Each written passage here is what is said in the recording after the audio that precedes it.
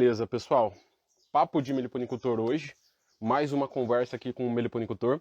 Dessa vez do Rio Grande do Sul. Então a gente já teve. E eu vou fazer com o Brasil inteiro, né?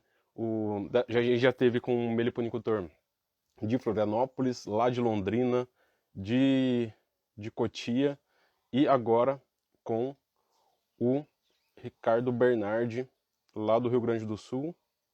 Se eu não me engano, a cidade é Dois Irmãos, mas ele já vai falar aqui. Deixa eu chamar ele aqui agora. E aí, bom dia, bom dia. Bom dia, beleza? Tá dando pra escutar certinho? Então, Então tá pessoal, bom, tranquilo. beleza então. Olha lá, tem bastante gente do Sul aqui no perfil, né? A maior parte é de Rio Grande do Sul, Santa Catarina, Paraná. Então vai ter bastante gente se identificando com a situação. Também acho que o Ricardo estava passando lá da seca, ele vai comentar isso com a gente também. E ele que vou deixar ele contar a história dele, como que ele começou na meliponicultura e depois a gente vai chegar até os dias de hoje, onde ele lançou um sistema, né, que eu postei vídeo quinta-feira.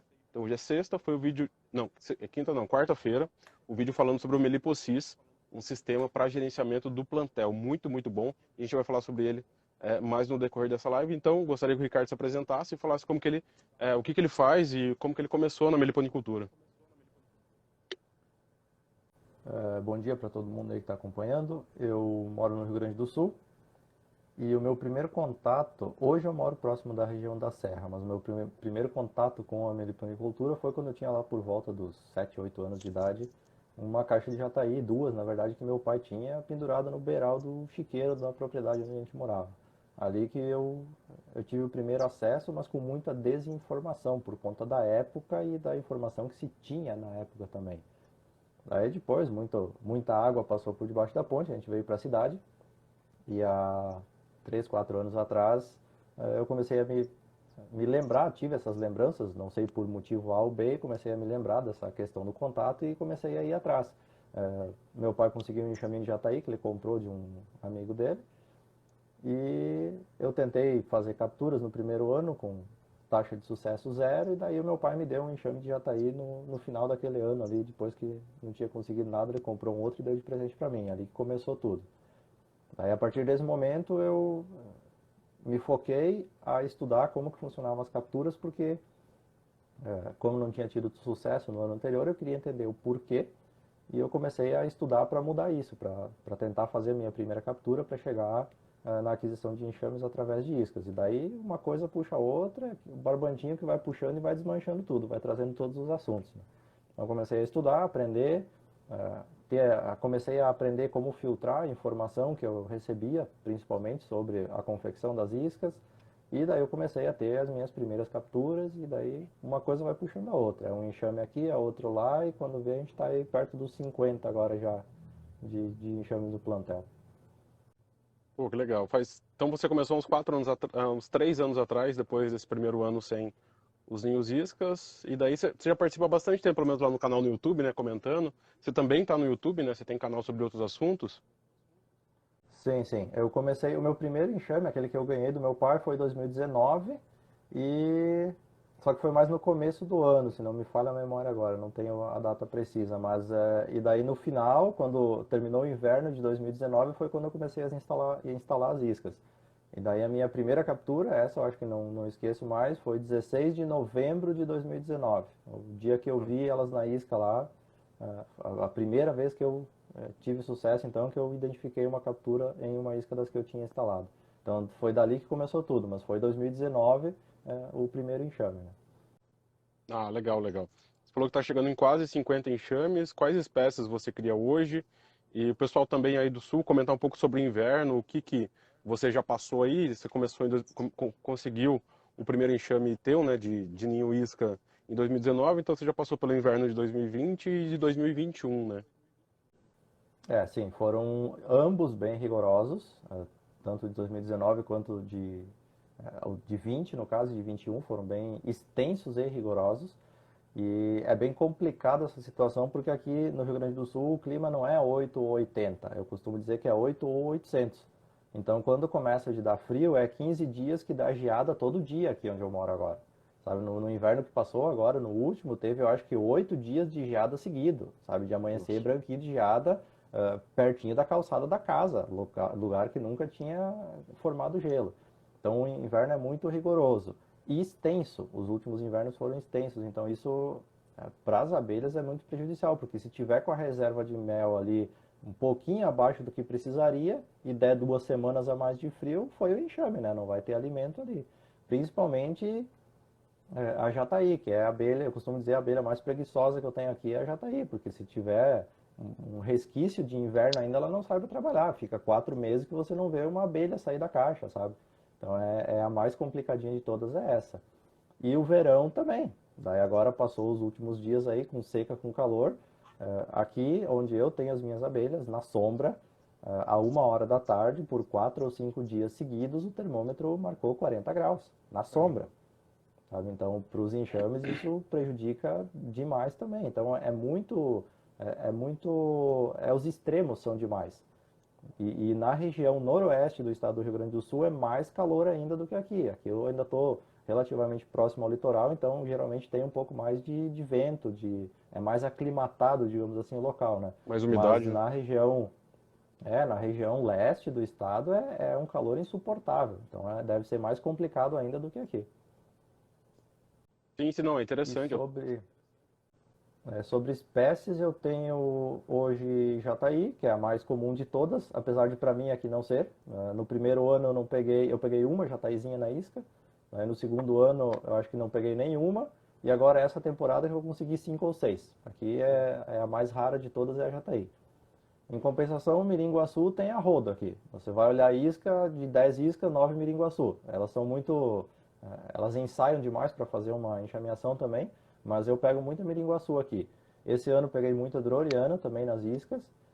E até mandaçaia eu estou pegando em isca aqui, mas eu tenho quase certeza que é de caixas aqui. Tem alguns criadores próximos que não dão manejo, são criadores mais antigos um pouco que já meio que largaram a atividade, sabe? Tem só por ter no pátio de casa, inclusive troncos de árvore cortados no pátio da casa lá como troféu, sabe? Coisa que tu vê que não veio de lugar é, com procedência, digamos assim, né?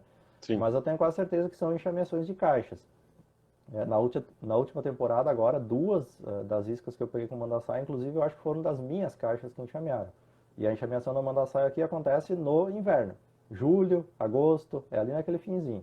Quando deu calor, já não tem mais nem sinal de mandaçaia nas iscas. Daí eu tenho uma mandurizinha perdida lá, que eu peguei numa isca também, e tubuna e mandaguari. Que daí o problema aqui são as mandaguari preta, que invadem o que tiver pela frente, elas invadem e destroem enxames para pegar o local para fazer ninho. Você chegou a perder mandaçaia, né? Você tinha comentado? Não, tubuna. Tubuna. Isso. Entendi, a Porque elas pessoa. estavam juntas, na verdade, né? Era um meliponário que tinha mandaguari e tubuna no mesmo meliponário, no mesmo conjunto de caixas. Então o que aconteceu? Chegou o mandaguari de fora e elas escolheram as tubunas. O que tinha de tubuna ali, elas entraram e mataram tudo. Eu consegui tirar de 4 caixas de tubuna que eu tinha junto lá, eu consegui tirar 1,5, digamos assim, porque uma tá respirando por aparelhos agora, talvez eu consiga recuperar ela. Mas o problema foi, eu acho que foi deixar as espécies juntas, né? Uhum. Tá aí, pessoal. Mais pro final, geralmente eu pergunto quais seriam as dicas de quem está aqui conversando com a gente, mas no meio da conversa vai surgindo vários assuntos que são muitas dúvidas que chegam, tanto aqui no Instagram como lá no YouTube. Uma das questões que o Ricardo comentou, né, essa questão do inverno, né, realmente é muito, muito importante, né, ter as reservas de mel. No caso dele ali, a menos comum e que sofre um pouco mais é a jataí, mas pela questão das enxameações. Muita gente quer pegar miringuaçu, quer pegar mirim droriana. E, Carlos, não entra, não entra, não entra. Pessoal, vai depender da região. Aqui, né, eu encontrei já 7 enxames nativos. E em 5 anos eu peguei 4. O Ricardo falou lá que de 10 entra 9 miringuaçus. Então, varia de região para região, força de enxame. Um outro aspecto importante que ele comentou, delas ficarem ensaiando a enxameação. Isso realmente acontece bastante com as mirins. Então, tem que ficar avaliando sempre peso, movimentação, para tentar descobrir se realmente tem um enxame ou, né, chegar a abrir a isca ali na mata, o plástico e o papel. Depois você fecha caso não tenha, para que você saiba se tem um enxame ou não. Então, fica aí essas características que variam de região para região. E mais uma coisa também, a mandaçaia, né? Que daí ele, já com toda a experiência dele, já conseguiu perceber, e provavelmente seja isso mesmo, que muita gente consegue, é a enxameação de outros meliponicultores. Então acontece bem fácil, não fácil, né? Mas é comum que aconteça, né? Algumas regiões pegam muita mandaçaia, mas uma boa parte das enxameações que o pessoal consegue em ninho isca é através de caixas que estão sem manejo. E também, aqui eu também já aconteceu de eu pegar a enxameação das minhas caixas, né?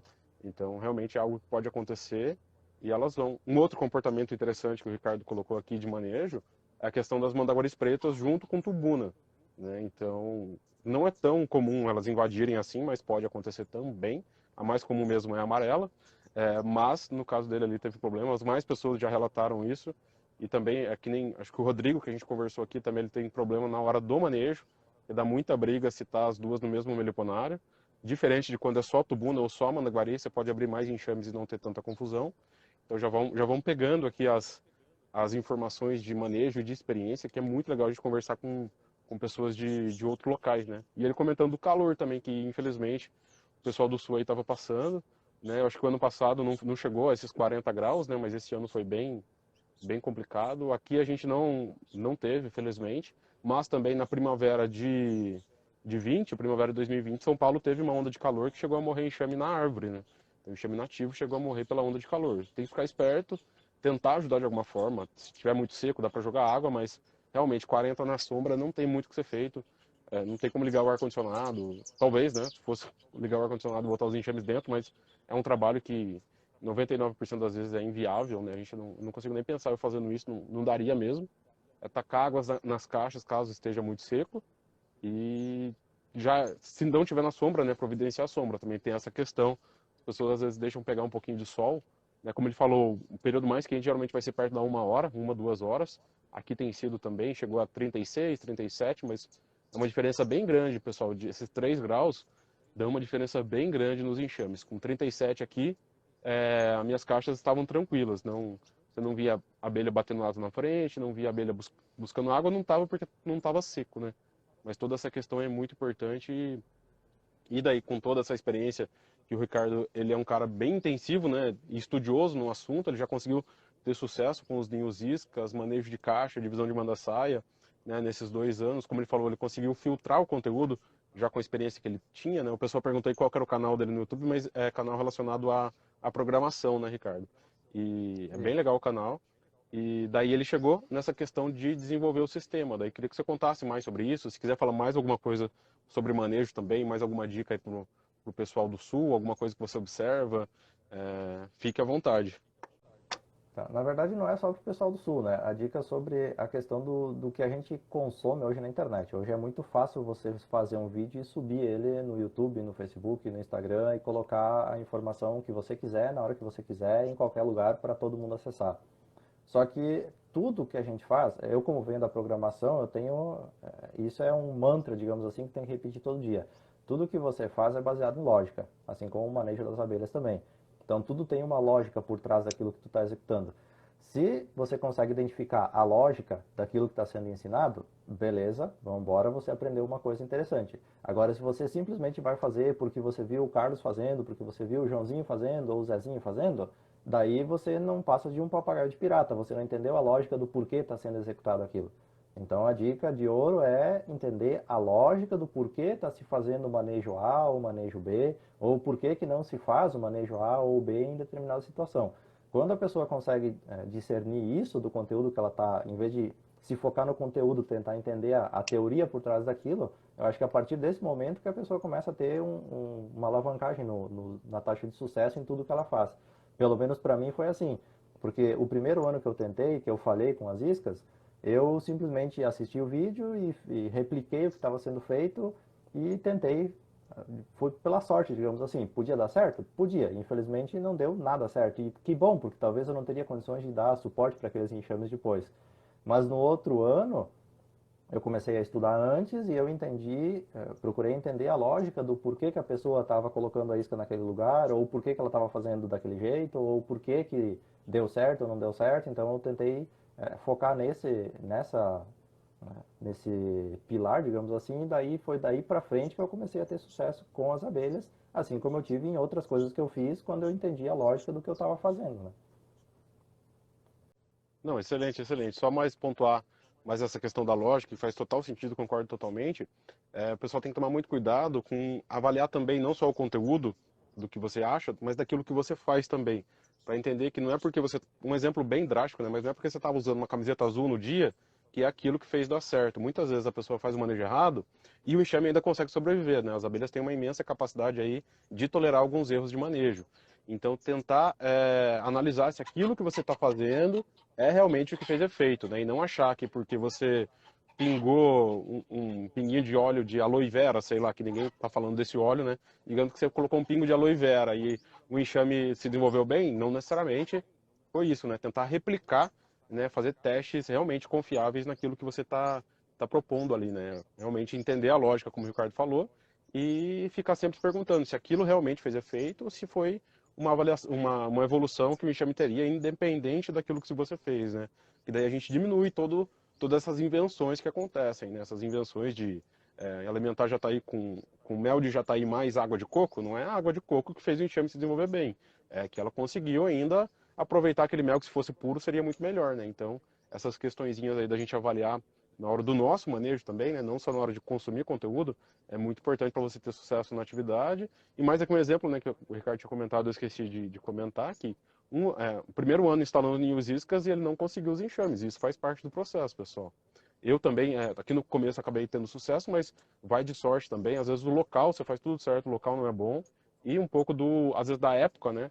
Esse inverno foi muito rigoroso, então na primavera muita gente não estava conseguindo enxameações, estão conseguindo agora. Então, avaliar tudo isso para entender da atividade. E Eu tive jataí entrando nas minhas iscas agora, semana passada, então, sabe? Então, bem fora de época, se você for ver os padrões, né? Passou aquela semana de calor, inclusive naquela semana dos calores insuportáveis ali, teve enxameação acontecendo. Assim como eu tive enxameações que se perderam no mato por conta daquele calor, que eu também não fui tirar, porque eu sabia que transportar a isca numa situação daquela seria inviável, mesmo fazendo de madrugada, não teria como, a chance de eu matar o enxame era maior do que deixar ele quietinho lá. Então eu acabei deixando, mas eu tive dois enxames, duas iscas com tubuna que simplesmente definharam depois daquele calor. Não tem mais nada na isca lá.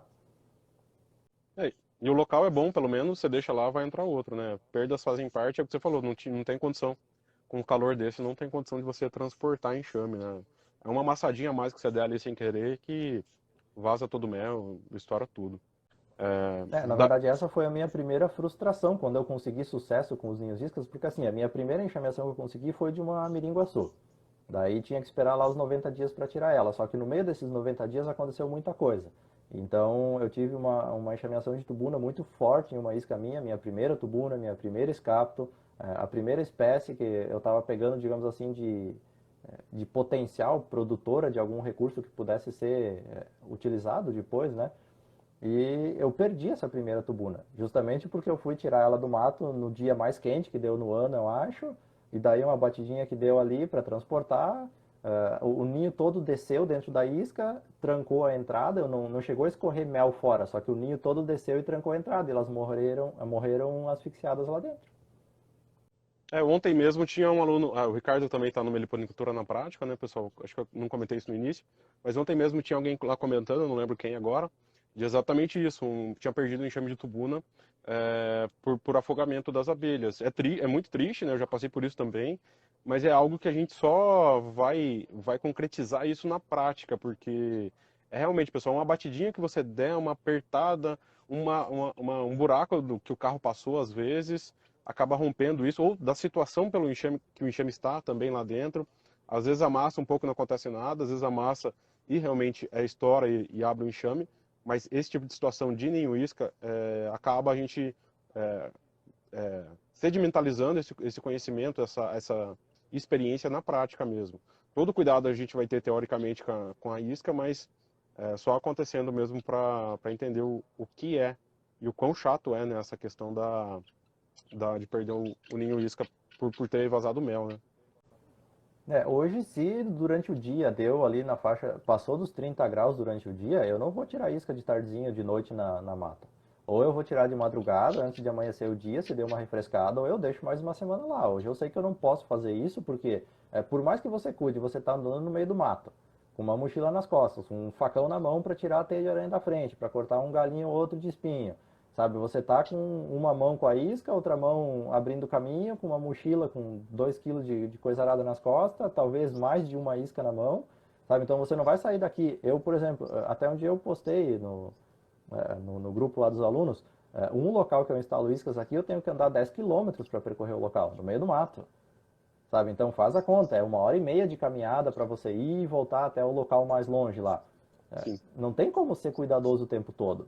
Tem que atravessar o rio, tem que subir taipa de pedra, sabe? Tem que desviar de espinho, não existe. E outra coisa, o pessoal também, falando de mato agora, vou instalar isca aqui no pátio de casa, vou pegar um monte de abelha. Vai pegar uma, talvez nenhuma, talvez duas, com muita sorte, 3, mas lugar de abelha é no mato. Ou você vai para o meio do mato armar isca, ou você não pode, ou você tem que ir com a expectativa zerada, porque senão a frustração ela vai ser muito grande. Não, é exatamente isso. E até engraçado, esses dias o cara comentou, acho que foi no vídeo no YouTube. Carlos, você tem que falar mais sobre a responsabilidade. Como assim eu preciso atravessar rio, subir montanha? Mas, pessoal, é o que o Ricardo falou, para aumentar suas chances, você entrando mais na mata, ele no caso lá, ele comenta que instalar em beirada de rio, que tende a ter mais enxames, ou uma mata um pouco mais preservada, vai aumentar bastante suas chances. Como ele acabou de comentar também, você pode conseguir um ou outro enxame perto da tua casa. Mas também, no caso, o Ricardo já tem experiência, um cara que anda na mata, mas você pode ir acompanhado na mata, né? Se você não tiver segurança, vai acompanhado. Às vezes você acha uma mata um pouquinho mais aberta e coloca lá na beirada dela. O Ricardo falou, felicidade é questão de expectativa, né? Então, diminui um pouco a expectativa se você está colocando só na tua casa, mas você ainda pode ter sucesso. Porém, é tudo questão de tempo e investimento de tempo naquilo, né? Se você não tem tempo para ir na mata, quer dizer que você está trabalhando com outra coisa. Então, talvez você possa adquirir enxames, caso você queira começar a criar, né? Então, tudo vai aí do quanto você tem para investir nisso, né? É possível comprar, é possível capturar, mas quanto mais energia, quanto mais tempo, quanto mais atividade você colocar naquilo, mais sucesso vai ter. O Ricardo conseguindo ali as tubunas, várias mirins, manda saia também. Então tudo é dependente aí do esforço que você coloca. Pode ser fácil, né? Tem gente que coloca um ninho isca e consegue a primeira enxameação num ninho isca, mas isso eu sempre falo que é muito improvável. E outros vão ter que ter um pouquinho mais de trabalho, mas é isso aí, tomar cuidado, né? A gente está falando lá da segurança no transporte da isca. E fica uma dica, né? Eu comentei hoje cedo que choveu bastante aqui. Pessoal, se estiver chovendo durante o dia e se não tiver tanto medo de derreter na chuva, é uma possibilidade, porque o clima tende a estar mais fresco. E, por exemplo, uma jataí, ela vai estar recolhida. Se tiver 2, 3 horas ali de chuva, vai estar todo mundo para dentro. Então, quem aí tem essa possibilidade de buscar durante o dia, com a chuva pode aproveitar para buscar esses enxames, tá? Já fica essa informação aí de não ter que ir de noite ou de madrugada, né? Bem cedinho lá, dependendo da espécie. Então pode aproveitar Tem que da. cuidar o seguinte, quando você vai no clarear do dia, eu busquei muita isca 4 horas da manhã. Acordava e pro meio do mato. Quando ameaçava clarear o dia, eu tava lá para retirar a isca. Só que qual que é o problema? Mandaçaia não tem como fazer isso. Não. Tubuna, Mandaguari, já é complicado, porque assim, ó, você chegou lá 4 horas, 4h30 da manhã, o dia tá quase clareando. Aqui agora tá começando a clarear às 5h15 da manhã. Você chega lá, ela já sabe que é hora dela sair pro trabalho dela, a abelha. Você botou a lanterna na ponta da isca lá para clarear, para você fechar a isca, vai sair 50 abelhas atrás de você já. Então tem que cuidar isso daí, porque não adianta querer ir no amanhecer do dia também para esses casos, que daí você não tira a abelha, você chega lá, vai sair as campeiras, você vai perder todo mundo. Eu Sim, já sim. vi falar de gente que vai durante o dia buscar isca e o que que faz? Fecha lá com a telinha e fica esperando as campeiras voltar. Voltou a campeira, abre para entrar e fica cuidando para não sair. Fica às vezes 40 minutos na frente da isca lá para tentar pegar todo mundo e levar a isca completa para casa. Se você não tem a possibilidade de ir de noite ou no clarear do dia, então é uma possibilidade de fazer isso. Só que precisa ter aquele tempo de 1 hora para ficar lá abrindo e fechando a isca, né? Sim, sim, não tem como ficar deixando campeira à míngua só porque você quer levar enxame, né? Mas realmente é isso. Quando a saia é muito difícil, tubuna você tem que ser muito rápido, né? Chegar meio no escuro e colocar a tela ali tentar sem colocar luz, mas por isso que eu comentei da Jataí, né? Jataí vai estar agora enquanto estiver chovendo, vai ter. Manda saia, dependendo da chuva, tá as doidas estão aqui. Agora todo movimento aqui atrás, porque estão aproveitando a umidade, está garoando um pouquinho, mas elas estão saindo. Então, realmente tem que entender da espécie para ir buscar certinho, né? E tem que ter essa responsabilidade para não deixar enxame para trás, né? Ainda hoje é triste, mas tem gente que chega com a conversa de, ah, Carlos, eu vou pegar a isca e vou colocar outra no lugar lá durante a tarde, já fica as campeiras. Não, pessoal, você tá obrigando elas, você tá destinando elas à morte ali na isca. No máximo, se tiver excelentes condições ambientais, essas campeiras vão conseguir construir algum pote de mel ali, alguma coisa, mas muito, muito raramente. No geral, se você faz isso com o teu ninho isca, você tira um ninho isca durante a tarde sem se preocupar com as campeiras e coloca outro no lugar, você está sentenciando essas abelhas à morte. O mirim eu já busquei 3h30 da tarde. Dia de chuva, mais fresquinho, você vai lá, não tem nem sinal de abelha na porta da isca, nem sinal de abelha trabalhando. Sim, Jataí também, se dá uma refrescadinha você consegue fazer, mas daí é que nem você falou, conhecer a espécie, né? E uma outra coisa, o pessoal aí eu vejo, vai armar isca, vai pro meio do mato, às vezes sem preparo, sem roupa adequada, sem cuidado, tu vê andando no meio do mato de qualquer jeito, sabe? Fazendo tudo de qualquer jeito. Uma dica para quem vai para o meio do mato armar isca é assim, ó, pega o mato que você quer armar isca no próximo ano agora, você pega um dia bem de tardezinha, quando está quase escurecendo, pega uma lanterninha no bolso, pega seu equipamento bonitinho, vai lá e senta bem quietinho lá no meio do mato e espera escurecer. Tá? Quando tiver escurecido, que está uma meia hora, uma hora escuro, você te acha lá dentro do mato e volta para casa. Daí você vai ver se você tem a capacidade ou não de ir para o meio do mato armar isca, porque na hora de tirar vai ser assim. Vai ser de noite, vai ser escuro. Você vai estar com uma lanterninha, você vai estar escutando o passo de bicho andando do teu lado, você vai estar escutando o barulho de bicho nas árvores, no chão. Vai ter aranha, vai ter um monte de coisa lá. Então vai lá e senta, espera escurecer e depois volta para casa. Se você achar que depois disso você consegue ir buscar as suas iscas de noite, vai lá e arma, senão nem começa. sim, sim. Não. E lembrando que sempre dá para ir acompanhado, é importante ir acompanhado se o pessoal não tiver experiência. Eu nunca fui armar isca acompanhado, mas a mata é aberta, é local que pega sinal de celular, tem que tomar muito cuidado no lugar que não pega. Vira e mexe eu levo os cachorros, sempre com algo de corte na mão, né? Tanto para apoio quanto para defesa, é muito raro ter acontecer alguma coisa, né? Mas pederneira no local que você sabe que tem cobra e tudo mais. Todos os cuidados, pessoal, de andar na mata. A mesma, o Ricardo está pontuando aí a questão de você conseguir andar na mata de noitinha ou de madrugada, que é quando você vai ter que buscar a maior parte das iscas na maioria do tempo. Pessoal aqui perguntando, né, já ainda no assunto, é uma pergunta bem, bem comum, né? Mata fechada ou na mata fechada? Melhor dentro ou na beirada? Pessoal, por que vocês têm preguiça de colocar nos dois? Não dá para entender, bota nos dois, coloca na entrada da mata e bota mais fechada, mais para dentro. Tem local que pega mais dentro, tem local que pega mais fora. É difícil responder essa, mas não tenho preguiça não. Aproveita que você já está indo para mata, coloca na beirada e coloca na parte de dentro também. Só cuidado na beirada, pessoal, coloca a isca virada para dentro da mata.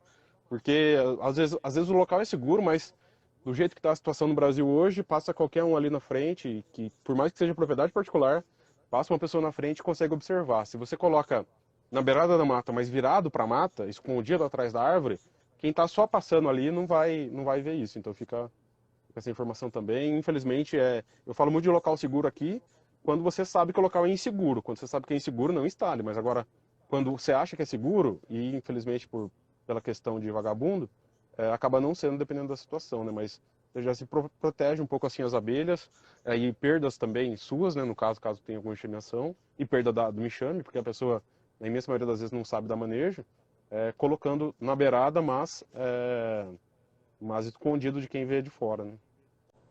E assim, ó, a captura ela acontece tanto na beira da mata quanto lá no meio.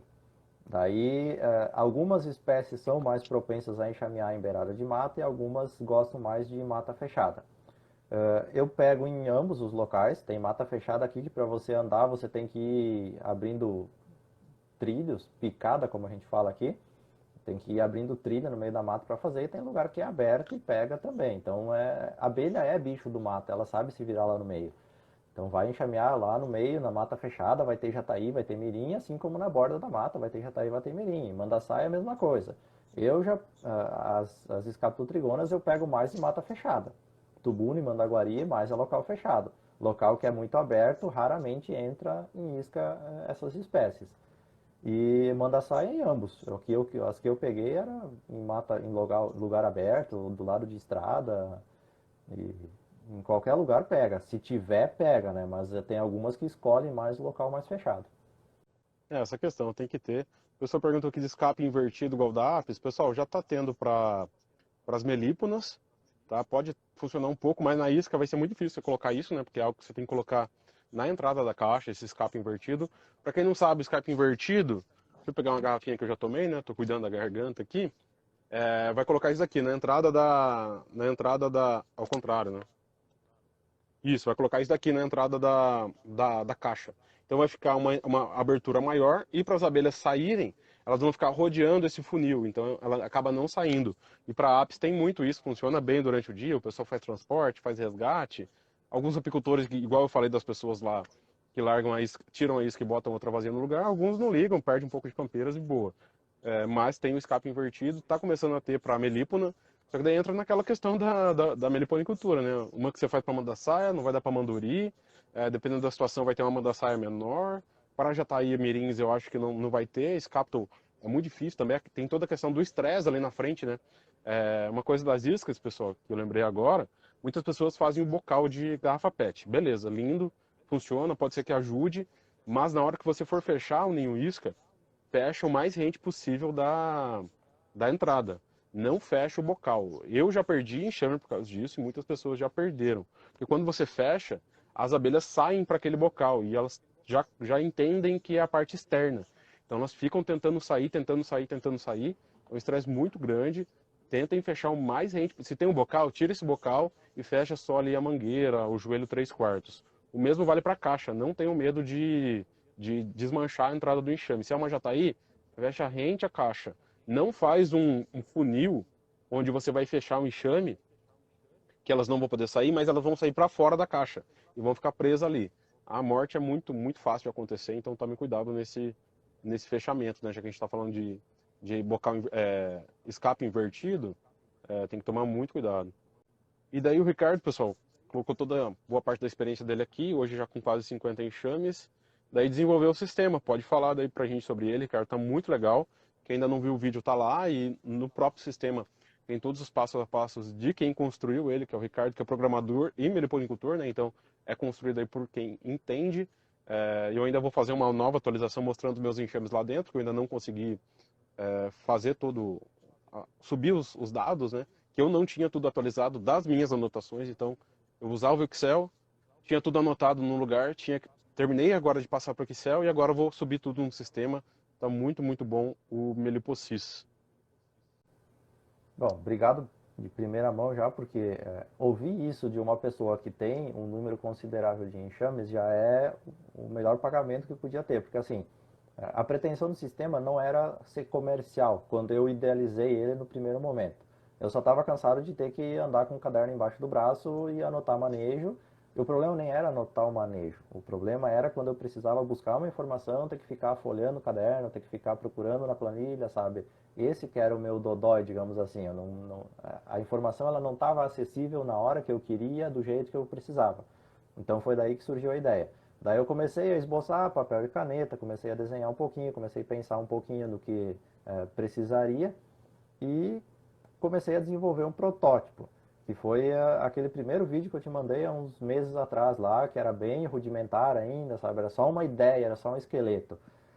Daí quando eu comecei a esquematizar isso dentro do computador, quando saiu da cabeça e começou a virar código, como a gente fala, daí é que surgiu a ideia. Mas se eu fizer pequenas adaptações aqui, isso aqui pode ser utilizado multiusuário, que seria a premissa básica para várias pessoas poderem usar, né?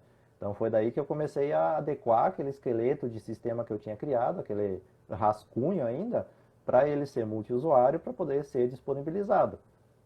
Dali para frente é uma questão de desenvolvendo e de pensando como que as pessoas vão usar isso para organizar a informação que seja acessível e prática para todo mundo usar.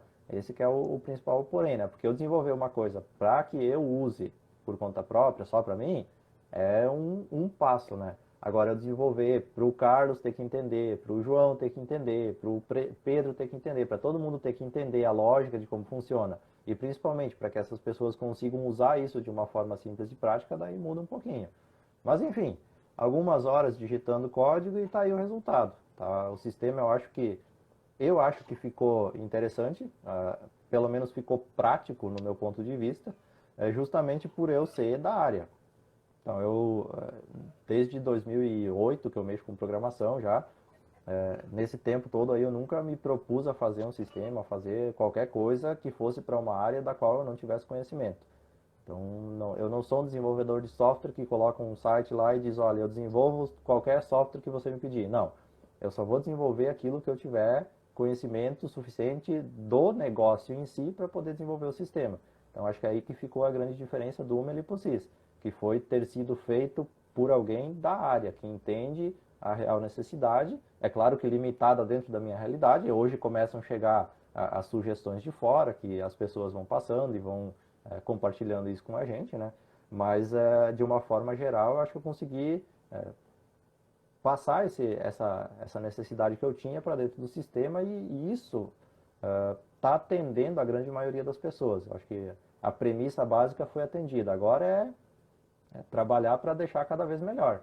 Deixar sempre rodando certinho, levinho, para todo mundo conseguir usar em qualquer dispositivo e melhorando, e adicionando coisas, módulos, ferramentas ali dentro que sejam úteis, não só para encher um menu de sistema sem ter utilidade real para a pessoa que está usando, né? Não, excelente, excelente, pessoal. Quem não viu ainda, vejam. Eu vou colocar depois. Eu já tinha colocado nos stories, vou colocar depois. Tem o meu vídeo lá no YouTube falando sobre. E ele realmente está. Nossa, a galinha acabou de botar aqui. É, do meu lado. Ele está muito intuitivo, porque eu fui gravar o vídeo, daí eu até pedi um dos vídeos do Ricardo, né? Que ele tem lá no Meliposis, lá no finalzinho, tem todo os, os tutoriais de como utilizar. Ele está tão intuitivo que eu comecei a gravar eu usando lá e eu passei pelo sistema inteiro. Então eu acabei mostrando com alguns detalhes que depois eu tenho que melhorar, como o Ricardo tinha me passado. Mas está muito intuitivo, muito simples. E não por ser simples ele não tem ferramentas, pelo contrário, ele tem bastante ferramentas lá. Ainda vou subir os enxames, então tá bem legal. E o principal, pessoal, é o que o Ricardo falou, de buscar as informações, que a gente é muito...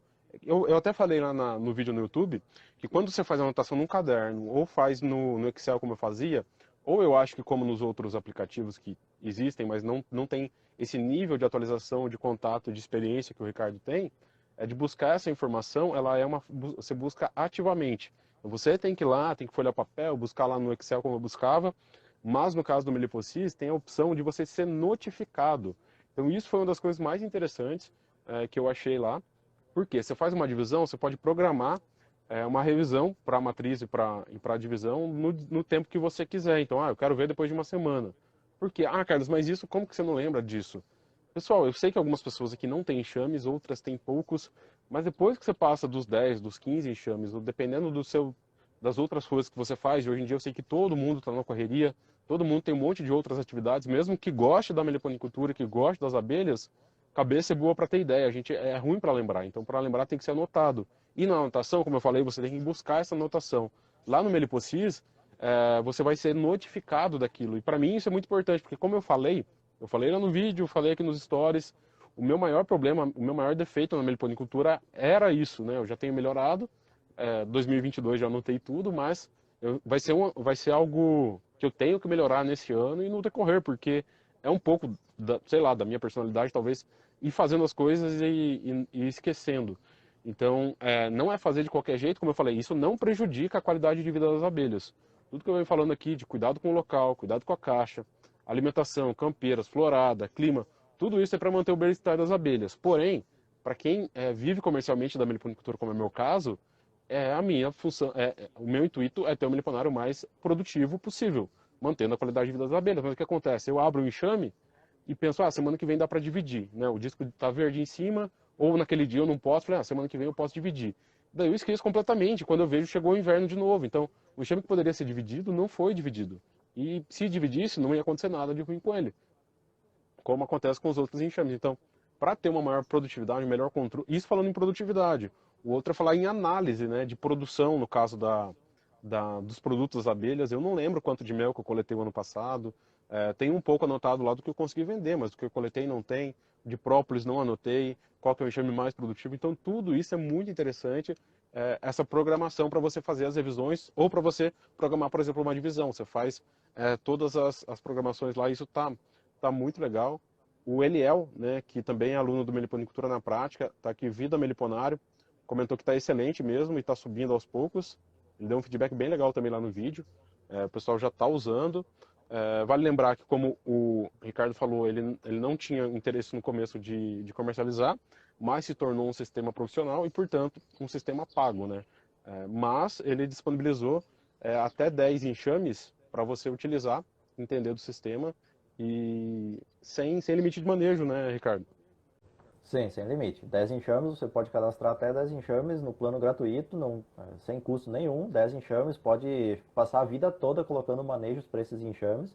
Enquanto existir internet, o sistema vai estar lá e você vai poder estar utilizando ele. Não tem outra limitação, são os 10 enxames. E assim, também, 10 enxames é um número que atende 99% dos robistas, eu acho. Da pessoa que Isso. está na atividade por prazer, por passatempo. Mais que isso, mesmo que você não tenha renda com os seus enxames, eu acho que você já não é mais um robista. Você já elevou o seu nível. Você está com 20 enxames e é robista, o robista não é só o cara que não ganha dinheiro. O robista é o cara que faz aquilo simplesmente por ter uma atividade adicional. Mas chega um momento do hobby que ele não é mais só um passatempo. Que ele já é uma atividade que é mais representativa para você. Então, a partir desse momento, é interessante você ter o controle disso tudo. E esse plano, essa opção do plano gratuito, ela vai atender muita gente. Não só para o robista, mas também para você que quer testar o sistema. Sim. Você não precisa pagar nada para testar, você não vai pagar para ver. Você vai entrar lá, vai fazer teu cadastro, vai cadastrar teus enxames. Ah, não gostou, sai, beleza. Mas você tem a possibilidade de testar o sistema sem gastar nenhum centavo. Não precisa investir nada para começar a fazer o controle dos seus enxames. E daí você vai aprendendo como usa o sistema dessa forma. E outra também, né? Se você for pegar aplicativos aí de celular que tem para controlar enxames e isso, que eles dizem que são gratuitos, mas quando você começa a cadastrar enxame lá, vem um avisinho para você comprar uma versão premium. É tudo dentro da mesma categoria. Então, mesmo que ele está dizendo que é de graça lá, ele não é de graça. Quando você começa a cadastrar, começa a vir a limitação. Todo mundo faz isso daí. Então, eu estou deixando bem claro desde o começo já que é assim. Eu não estou induzindo a pessoa a começar a usar uma ferramenta, a gostar de uma ferramenta, para depois dizer, não, você precisa pagar para usar. Não. Tem o gratuito e tem o pago. Tem para todos os públicos, né? Sim, sim, no gratuito não vai ter nada não vai ter nada menos do que quem está no pago tem, né? E isso tá bem legal. Ah, você tinha falado também da leveza. Eu aqui na internet do sítio é 12 megas, pessoal. É bem ruimzinho. Eu nem sei como que eu consigo fazer live, mas o meu meio mega de upload vai funcionando legal. E o sistema roda tranquilamente, tá indo muito legal mesmo. Bem leve. O pessoal perguntou aqui se tem o intuito de ser aplicativo. Já dá para usar no celular, tá? Já dá para usar no celular. Eu, particularmente, eu sei que a maior parte das pessoas hoje já não tem computador, muitas vezes por opção, mas o celular é muito mais fácil de você ter à mão. Mas eu particularmente gosto de ver na tela maior, você ter questão de produção, produtividade, ver gráficos. Eu sei que é possível no celular, mas é melhor no. Eu prefiro o computador pela tela, né? Mas dá para ter acesso a ele no celular e tem a opção ali, ó, tá ali atrás até, manda saia 12 com QR Code. Então também tem a opção do QR Code para você chegar no enxame. Tá bem legal. E daí perguntaram se tem a pretensão de virar aplicativo para celular ou só o sistema. Eu sei que está muito no início ainda, né? Mas A questão do aplicativo é assim, ó, o que a pessoa se refere quando é aplicativo? É onde você entra lá na Play Store ou na Apple Store e você instala um programa no seu celular. Se você ver lá na seção de tutoriais do sistema, quem está cadastrado, tem um lá, app, entre aspas, no smartphone. Você já pode fazer isso, ele não vai ser instalado, ele continua sendo acesso do jeito que está, o sistema é todo adaptado para rodar no celular. É claro que com a limitação do espaço que eu tenho na tela para mostrar a informação. Mas eu transformar isso em aplicativo só vai mudar a forma como você vai acessar o sistema. Em vez de você acessar um endereço no site, você vai baixar um aplicativo na loja. Só vai mudar isso. A estrutura do sistema vai continuar a mesma. Então não tem lógica eu investir tempo e dinheiro para criar um aplicativo que só vai mudar a forma de acessar o sistema, sendo que eu posso investir esse tempo e dinheiro para melhorar a plataforma como um todo. Então, hoje eu não vejo a lógica de fazer um aplicativo nativo para uma loja de aplicativos. Até porque, como eu mencionei, o sistema roda em aparelhos móveis tranquilamente.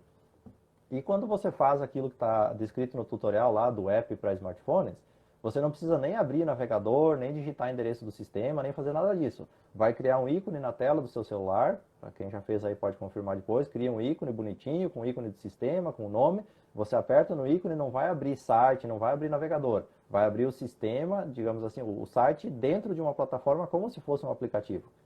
Então a única coisa que muda é a forma de acesso. A plataforma vai ser exatamente a mesma, sendo do jeito que é hoje ou sendo num aplicativo. Então, por enquanto, não tem a pretensão justamente porque ele roda como um aplicativo do jeito que ele está hoje. Não, ficou bem legal. Eu nem imaginava, eu nem sabia dessa opção do Chrome lá que tem, né? É bem legal mesmo você colocar a aplicação e consegue abrir tudo dentro do celular. E o Ricardo me corrige se eu tiver errado, né? Mas é ele que é o programador aqui. Mas essa questão do aplicativo, pessoal, principalmente para o Android, cada versão de Android tem modificações lá dentro do aplicativo e a chance de erro é muito grande. Por isso que boa parte dos aplicativos que a gente vai fazer tem um erro aqui, tem outro lá. Então é bem complicado a situação, fora o custo, né? Que é bem grande, mas essa questão de erros fica muito mais fácil no aplicativo, enquanto no sistema está rodando perfeitamente. Tenho certeza que vai continuar rodando, né? E o problema é essa questão dos erros, porque assim, daí eu tenho que fazer ele compatível com 1.800 modelos de telefone de 500 marcas diferentes. Sim. Se der problema em uma marca, em um modelo, é possível que o Google, por exemplo, comece a bloquear o meu aplicativo para todos os outros modelos da marca ou fazer algum tipo de restrição. E tem um monte de regrinha de restrição imposta pelo Google. Eu estou falando de Android daí, na Apple é outra conversa já. Mas segue mais ou menos na mesma linha. Mas enfim, vai ter um monte de restrição lá dentro, vai dar, no final das contas, botando na balança, vai dar mais dor de cabeça do que benefício. E como eu falei, a plataforma vai ser a mesma, o acesso vai ser o mesmo, só vai mudar a forma de instalar, entre aspas, no seu telefone, né? Então, não tem, hoje eu não vejo lógica nisso por conta dessas questões aí já mencionadas. E a probabilidade de erro, como o Carlos mencionou, ela é infinitamente maior você fazendo um aplicativo nativo para Android ou para iOS do que você tendo uma plataforma online, que é o caso hoje. Sim, tá bem legal. Pessoal, se tiver mais alguma dúvida aí relacionada ao sistema, relacionada às abelhas, tem uma dúvida ali que passou relacionada a arapuá, se pode ser criada. Não, pessoal. Arapuá não nasce como um resgate quando precisa ser feito. Ainda assim, não tem, pelo menos que eu saiba, não tem ninguém manejando ela hoje com capacidade de abrir um enxame, fazer alguma coisa, ver postura, pegar mel ou pólen. É porque é uma abelha que faz um ninho externo. E isso vai valer para quase todas. Então, arapuá, guaxupé, a boca de sapo tem gente manejando em caixa, mas também não é tão simples assim você ficar abrindo. Então, arapuá. E daí falaram de polinização, né? Perguntaram juntamente a polinização. A arapuá é uma excelente polinizadora, mal vista por alguns, dependendo da situação onde ela rói alguns botões, mas isso tem mais a ver com algum desequilíbrio ambiental. Mas ela é uma excelente polinizadora, muito importante para regiões degradadas, exatamente porque ela não precisa de ocos, né? Então ela chega num local onde não tem oco ainda e consegue fazer lindamente trabalho de polinização. Então não dá para criar em caixa, não tem porquê, mas é uma excelente abelha para a natureza.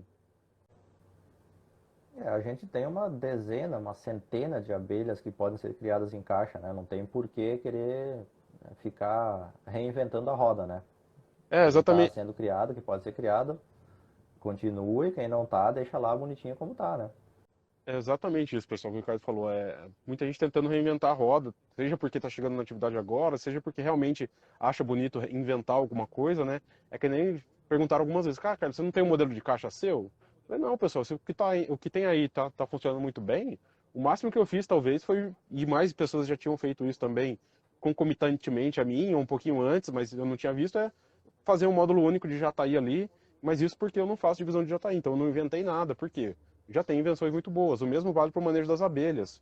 Como o Ricardo falou, tem mais de 100 abelhas aí que podem ser manejadas em caixas. Se a gente for entrar aí nas divisões das escápulas, das mirins, todas as melíponas que existem, e nas subespécies de mirins, de iraí, por exemplo, mais de 100. Então, o que não é criado em caixa hoje, eu não vejo possibilidade de mudar alguma coisa, a não ser que encontre lá na Amazônia uma nova mirim, uma nova melípona, e daí já tem um manejo parecido do mesmo grupo, mas de o pessoal querendo pegar abelha de solo e criar em caixa, querendo pegar arapuá e criar em caixa. Ficar inventando essas coisas, pessoal, não vai ter futuro. Já, por mais que a meliponicultura veio falando aqui, né, nessa série de lives, a gente falou um pouco sobre a história da meliponicultura, que ainda não é uma atividade tão tecnológica, ainda algumas coisas vão ser descobertas, é uma atividade relativamente recente, a difusão desse conhecimento é recente, se você for conversar com quem está começando agora, se for conversar com parente, amigo, vizinho, vai ver que a pessoa não conhece. Hoje, quem já está na atividade, como eu, o Ricardo, já falou para parente, amigo, vizinho, já estão sabendo por causa da gente, mas o pessoal não tem esse conhecimento da atividade. Mas por mais que seja algo desconhecido, com relativa baixa experiência no tempo e baixa tecnologia, ainda assim não vai ser descoberto novas espécies para você criar em caixa. Então, é realmente isso. Não precisa reinventar a roda. Não precisa inventar uma nova espécie para você ter em caixa só para ser diferente de quem não tem, tá? Não precisa fazer isso. Você já vai encontrar aí, no mínimo uma dezena de abelhas facilmente para você ter na sua região. A não ser que seja algo muito E tudo, a não ser que seja um ambiente muito degradado, daí talvez você vai achar poucas, mas no geral você vai achar no mínimo uma dezena para você criar aí. e tudo demanda muito teste. E para fazer teste, você fala assim, que nem quando eu comentei com você, Carlos, sobre aquele manejo avançado de transferência com mudança de local dentro do raio de voo das abelhas. Aquele teste que eu fiz. Até isso, acho, talvez seria um papo interessante para a gente trazer numa outra oportunidade, porque eu já fiz isso umas 14 vezes, eu acho, e todas elas surtiu efeito. Então, já consegui, a distância que eu já consegui testar foi de 150 metros. Menos disso ainda não, mas 150 metros deu resultado positivo. Mas assim, demanda muito teste. Só que daí quando você fala assim, eu tô fazendo um teste com enxame de abelha. Só falta o cara ir lá no IBAMA e dizer, tá maltratando lá os bichinhos. Sabe? Então é muito complicada essa questão, porque às vezes você tem já dados para conseguir compartilhar alguma coisa, mas fica meio receoso de falar porque, querendo ou não, você usou, entre aspas, o enxame para fazer um teste. Poderia ter dado muito certo ou muito errado, daí é uma questão de você saber o que está fazendo. Mas tudo isso que a gente qualquer espécie, na verdade, demanda muito teste. E o teste é complicado por essa questão também. Hoje em dia tudo é motivo para a pessoa reclamar do que você está fazendo porque está maltratando, porque não sei o quê. Quando na verdade não é assim, né? Se o teste for feito baseado numa lógica adequada, é claro, né? No teu caso, você tinha a segurança de ir lá no local observar, se fosse o caso, você voltava o enxame lá, né? Então você não colocou o enxame em risco, mas realmente algumas coisas mais avançadas tem que tomar um cuidado para falar, porque a pessoa vai querer fazer isso durante o dia, né? No caso, o teu manejo é à noite, né? Que você faz lá na transferência. E, por exemplo, ontem o pessoal veio falar, Carlos, mas e a Iraí que a princesa pode não nascer de uma realeira? Se eu sair falando isso toda hora, que a pessoa não precisa encontrar uma realeira na Iraí, vai ter gente dividindo em enxame fraco, vai ter gente não olhando a divisão depois, vai ter gente que realmente essa questão da divisão fraca, então é mais prudente eu falar de que para dividir aí você tem que encontrar a realeira, já que daí você vai ter certeza de uma princesa, né? Essa questão da princesa, por exemplo, poder surgir na Iraí pode, nas Escaptos pode, de uma célula normal, nascer uma princesa menor, ela existe, mas não é que nem nas melíponas, que pode ser em grande quantidade e que a gente vê em grande quantidade. Então, se eu sair falando toda hora que não preciso achar realeira numa Iraí ou numa Escapto, a chance de eu prejudicar algumas divisões que algumas pessoas vão fazer sem conhecimento é bem maior do que o benefício do que outras poderiam fazer com essa informação, né? Então realmente tem que tomar cuidado, mas e os testes, como você falou, eles têm que ser replicáveis, né? E no tempo também. No caso, o Ricardo falou aí da transferência dentro do raio de voo das abelhas. Ele já fez 14, então hoje já pode falar que pode funcionar, né? Mas para você fazer um teste e afirmar alguma coisa, ele tem que ser replicável, né? Então é muito interessante, mas a gente pode abordar isso numa outra conversa, assim.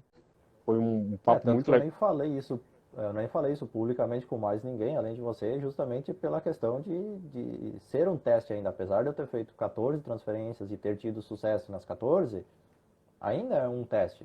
Talvez eu comece a fazer amanhã 15, 16, 17, 18 e não dê nenhuma certa. Mas eu ainda estou observando e estou acompanhando isso, né? Mas é algo que já tem alguma informação, pelo menos para a gente ter como base de partida, né? Então não é a partir do absoluto um único teste deu certo, beleza, vamos falar para todo mundo, né? Não, você deve ter estudado, com certeza estudou estatística. O N ele é muito importante, né? Pesquisas feitas com 5 indivíduos, repetidos 5 vezes só, não é válido, né? Tem que ter um N bom, um número bom de replicáveis para poder, e uma porcentagem boa de resultado para poder afirmar alguma coisa, né? Foi o que você fez. Pretendo fazer aqui, ainda não consegui fazer, não tive esse tempo, mas ainda tenho transferências para fazer, vou fazer aqui também e dar essa observada, aí mais para frente a gente pode pode espalhar essa informação aí. Mas é isso, o pessoal mandou, deixa eu ver se mandaram mais alguma pergunta, aparentemente não, gostaram bastante da live, foi mais um papo de meliponicultor aqui muito bom, e fica à vontade para falar, a gente já está no perfil aqui do Ricardo, né, aqui no Instagram, é Meliponário Bernardi, então é por onde ele tem direcionado aí as informações sobre as abelhas, Meliposis, mas pode divulgar aí, e dicas, eu geralmente no final eu peço o que você faria para quem está iniciando agora na atividade, mas quem já viu a live inteira, já tem isso, já viu várias informações aqui que você passou, eu refleti sobre. E vale lembrar, pessoal, eu acabo esquecendo, não sei se o Ricardo ia lembrar, mas tem cupom para quem está vendo aqui agora, né, Ricardo, pro Meliposis. São R$ 30 de desconto no primeiro ano, a primeira assinatura. O cupom é Carlos30, se não me falha a memória do código agora, mas está lá no vídeo do Carlos também, tá? Confere no canal do YouTube do Carlos, está lá o cupom bonitinho lá. Primeiro, válido até o final do mês, então dá tempo ainda de testar, de usar, de ver o sistema funcionando, tudo certinho. E daí, se quiser adquirir a versão com desconto já, primeiro ano, então R$ 30. É 149 normal, menos 30, 119 no primeiro ano com o cupom do Carlos. É só olhar no vídeo do YouTube que está escrito bonitinho lá para não errar o código. Isso. E quem for aluno do Meliponicultura na prática, até o final do ano, daí, como o Ricardo falou, esse cupom de R$ 30 de desconto até o final desse mês, até dia 28/2. E quem for aluno do Meliponicultura na prática tem desconto de R$ 50. Então basta olhar lá no grupo as conversas ou pergunta para mim lá que eu passo o cupom daí de desconto de R$ 50. Lembrando que hoje é o último dia para adquirir uma meliponicultura na prática e levar ou o atrativo ou as plantas, tá? Depois disso, vai ser o curso, né, com tudo que já tem lá dentro, que vale muito a pena, mas sem esse bônus aí dos produtos. Então, Ricardo, fica à vontade para falar o que você quiser aí no final, falar das suas redes, informações a mais. Divulgado já está tudo. Eu não tenho o hábito de ficar divulgando, até porque a meliponicultura não é a minha atividade principal, então eu nem não divulgo muito o Instagram, porque a produção de conteúdo ela não é incessante e o foco não está nesse específico, né? Mas quem quiser seguir, Meliponário Bernardi no Instagram, o que for de meliponicultura vai estar lá. E o Meliposis, então, que o Carlos já divulgou, que é o sistema para quem quiser fazer controle. Lembrando que é de graça até 10 enxames, então custo zero para quem está começando. E tem os cupons, tudo lá bonitinho para quem quiser adquirir com desconto. E agradecer ao Carlos, porque assim, ó, como eu tinha comentado já quando a gente conversou lá no começo do curso, a minha pretensão na aquisição do curso foi uma forma de agradecer o conhecimento que eu tinha adquirido com você no canal do YouTube. Então, teve sim muita novidade dentro do curso, teve muita coisa que eu queria aprender, sim, mas a base, digamos assim, do conhecimento da meliponicultura eu já tinha quando eu adquiri o curso, e mesmo assim, valeu muito a pena. Então, para quem está em dúvida, para quem está pensando, para de pensar e investe no teu conhecimento. Tá? Investe no teu conhecimento, se você quer criar abelhas, investe num curso bom. Eu recomendo o curso do Carlos porque realmente vale a pena. Para quem está começando, eu tenho certeza que vai dar o melhor norte que você precisar sobre meliponicultura, você vai encontrar no curso, sem sombra de dúvida. E assim, ó, para e pensa um pouquinho, se você não tenho dinheiro para investir, vai dar acréscimo, parcela, se programa, guarda R$ 50 por mês e faz o curso daqui meio ano, se for o caso, mas te organiza que dá. E você tem que pensar assim, ó, se você está pensando entre sim e não para adquirir um curso, você já está errado. Porque daqui 10 anos, todo mundo que está aqui nessa live hoje vai ser exatamente a mesma pessoa, exceto pelo que ela aprender nesses 10 anos. Então, a única diferença daqui 10 anos vai ser o teu nível de conhecimento. E se você está investindo em cursos, você está elevando esse nível de conhecimento. E é isso que vai fazer toda a diferença em qualquer atividade que você tiver. Não é só com abelha, não é só com produção de mel, não é só com A ou B. Qualquer coisa na sua vida. Se você está em dúvida entre adquirir um curso sim ou não, mas você não fica com dúvida para adquirir sim ou não um telefone novo lá na loja, então você está com uma prioridade de vida meio distorcida, na minha visão. Claro que cada um é livre para fazer suas escolhas, mas nas minhas escolhas o conhecimento sempre vem em primeiro lugar. Cara, excelente, eu não tenho nem o que acrescentar, muito obrigado pelo feedback. Mesmo com toda a distância, já considero um amigo, a gente conversou já bastante, hoje um pouco talvez menos, mas cada um no teu lado criando as abelhas e compartilhando conhecimento. É isso, pessoal, aproveitem.